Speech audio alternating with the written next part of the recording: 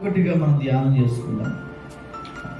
నిజానికి యేసు ప్రభు వారు యెరికో పట్టణంలో సంచరిస్తూ దేవుని యొక్క బోధను బోధిస్తూ అనేక మందిలో కొన్ని మాటలు పంచుకుంటూ ఉన్నప్పుడు ఆ యెరికో పట్టణంలోని ఈ సుంకపు గుత్తదారుడు ఉన్నాడు. దేవునికి స్తోత్రం, హల్లెలూయా. ప్రభునందు ప్రియమైన దేవుని బిడ్డలారా, యెరికో పట్టణం అనగానే చాలా శపించబడినటువంటి పట్టణం. దొంగలు, వ్యభిచారులు, నరహంతకులు, అనేకమైన వ్యాపారాలు చేసుకునేవారు యెరికో పట్టణంలో ఉంటారు. యెరికో పట్టణము చాలా లోతైనది, చాలా దిగువగా ఉన్న పట్టణం. యెరూషలేము పట్టణం ఎత్తైనది, కొండల మీద కట్టబడినటువంటి పట్టణం. మంచి సమరయుడి యొక్క ఆ యొక్క సబ్జెక్టు మనం వింటున్నప్పుడు, మంచి సమరయుడు యెరూషలేము నుండి యెరికో వైపు దిగుతున్నాడు అని ఉంటుంది. అంటే చాలా మంది జీవితాలు ఎలా ఉన్నాయంటే, యెరూషలేము లాంటి ఆత్మీయ జీవితం నుండి యెరికో లాంటి ఆత్మీయ జీవితంలో పడిపోతుంది. అలా పడిపోయిన వాడే జక్కయ్య. దేవుడు ఎత్తైన స్థలంలో నేను ఉంటాను, మీరు అక్కడికి రండి, మీరు వస్తేనే నేను దీవిస్తాను, మీరు ఈ స్టేజ్కి మీరు ఎదిగితేనే మిమ్మల్ని నేను ఆశీర్వదిస్తాను, ఈ ఆత్మీయ స్థితిలోనికి మీరు మారు మనసు పొందితేనే తప్ప మిమ్మల్ని దీవించను, మీతో మాట్లాడను అని అనలేదు. ఒకవేళ మనం ఆ స్థితిలోనికి వెళ్ళలేకపోయినా, ఆత్మీయ ఆ ఉన్నతమైన స్థితిలోనికి వెళ్ళలేకపోయినా, దేవుడే దిగొచ్చి మనల్ని తీసుకెళ్తానంటున్నాడు. దేవుని స్తోత్రం. ఆయనే దిగి వస్తానంటున్నాడు. అందుకని యెరికో పట్టణానికి వచ్చాడు. నిజానికి ఆయన యెరికో పట్టణం వచ్చింది జక్కయ్య ఇంటికి వెళ్ళడానికే. జక్కయ్యలో మారు మనసు కలిగించడానికే, జక్కయ్యను ఆ పాపపు స్థితిలో నుండి పరిశుద్ధమైన స్థితిలోనికి నడిపించడానికే. ప్రభునందు ప్రియమైన దేవుని బిడ్డలారా, యేసు ప్రభు రోజుల్లో ఎక్కడే పరిచర్యకి వెళ్ళినా అక్కడ ఒక ప్రాముఖ్యమైన సందర్భం ఉండేది. ఒక వ్యక్తి గురించి వెళ్ళేవాడు. అక్కడ అనుకున్నటువంటి ప్రజలు స్వార్థ నిమిత్తం వెళ్ళాడు అనుకుంటున్నాం, కానీ అక్కడ వెళ్ళిన సందర్భం వేరు కదా. సమరయ పట్టణం ఎందుకు వెళ్ళాడు? సమరయ స్త్రీని మార్చడానికి వెళ్ళాడు. ఈ యెరికో పట్టణం ఎందుకు వచ్చాడు? ఈ జక్కయ్య జీవితాన్ని మార్చడానికి వచ్చాడు.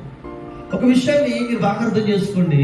సమరయ స్త్రీ ఎంత భయంకరమైనటువంటి పాపంలో ఉంది. ఆమెను మార్చడం ఎవరికైనా సాధ్యం?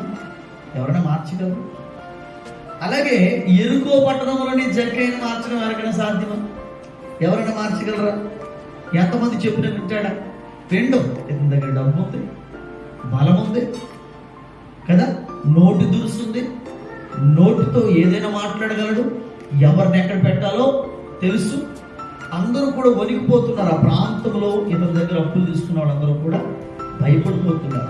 రకరకాల వడ్డీలు వేసి అందరి దగ్గర అన్యాయం, అంటే తీసుకున్నది అసలైతే, ఇచ్చింది అసలైతే ఆ అసలు చెల్లించకపోగా అసలు అలాగే ఉంది. సంవత్సరాల తరబడి వడ్డీల మీద వడ్డీలు ఈ జక్కయ్య దోచుకుంటున్నాడు. దేవుని స్తోత్రం.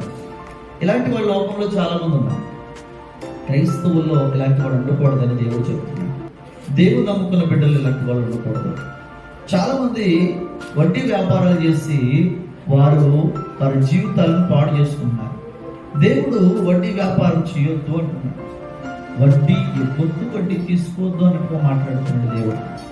నిజానికి వడ్డీ ఇచ్చేవాడు లేకపోతే మనము మామూలుగానే చేతులు తీసుకుంటాం. మరి తప్పక గతి లేక ఏం చేస్తున్నాం? తీసుకునే వాళ్ళు కూడా ఇచ్చే వాళ్ళని బట్టే ఉంటాం. దేవుని స్తోత్రం. కాబట్టి ఇక్కడ 7 అంశాలు ఉన్నాయి ఈ యొక్క జక్కయ్య జీవితంలో దేవుడు చేసినటువంటి గొప్ప కార్యాలు.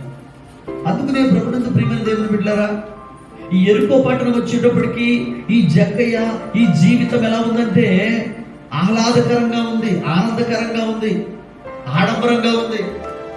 పాపము యూదులో తేలియాడుతూ ఉన్నాడు ఈ జక్కయ్య. నిజానికి ఈ జక్కయ్యలో సడన్గా మార్పు ఎలా వచ్చింది? ఎందుకు వచ్చింది? మనం అనుకుంటాం ఒక భయంకరమైన తాగుబోతు మారట్లేదు అనుకుంటాం.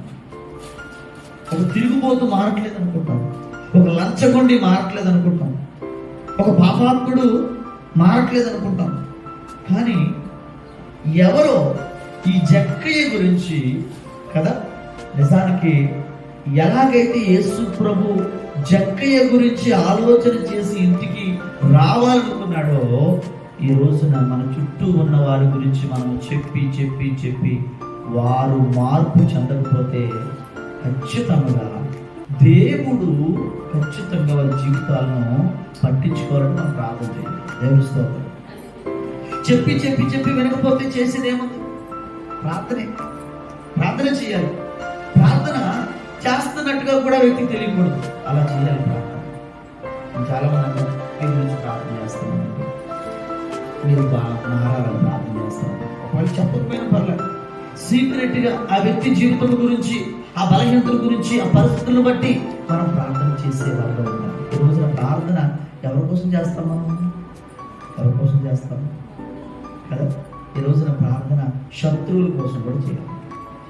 మనమంటే ఇష్టం లేని వారి కోసం కూడా ప్రార్థన చేయాలి. మనకి వ్యతిరేకముగా తిరిగిన వారి కోసం కూడా ప్రార్థన చేయాలి. ఈ రోజున అలాంటి ప్రార్థన చేసినప్పుడు దేవుడు ఆలకిస్తాడు. రివెంజ్ కోసం చేసే ప్రార్థన